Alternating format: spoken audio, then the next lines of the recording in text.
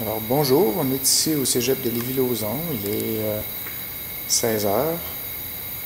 On est le 19 décembre 2012 et vous voyez actuellement le projet du verrou d'auto. Alors c'est le diagramme échelle qui a été bâti à partir d'un graph set pour contrôler un verrou d'auto.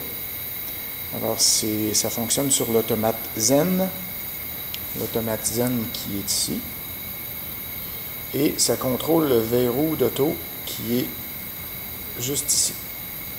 Alors, le verrou d'auto, en fait, il a une fonction de verrouillage et de déverrouillage, ainsi qu'une fonction de panique.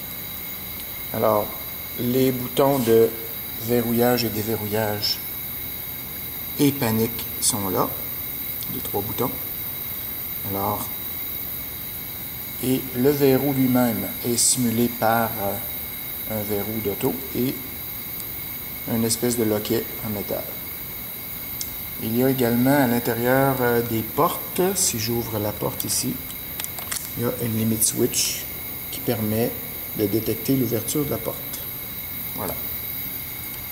Alors, lorsque j'appuie sur le bouton verrouille, alors le verrou se ferme.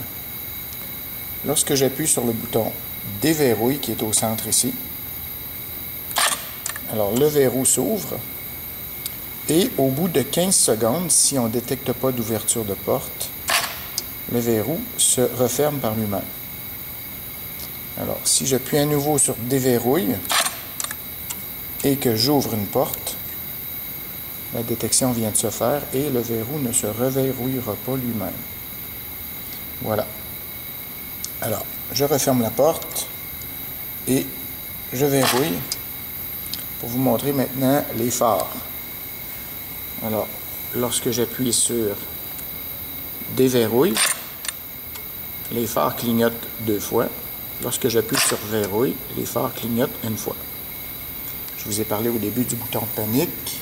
Alors, le bouton panique fait allumer tout simplement la sirène sur le dessus pour simuler une alarme. Alors voilà le projet du verrou d'auto.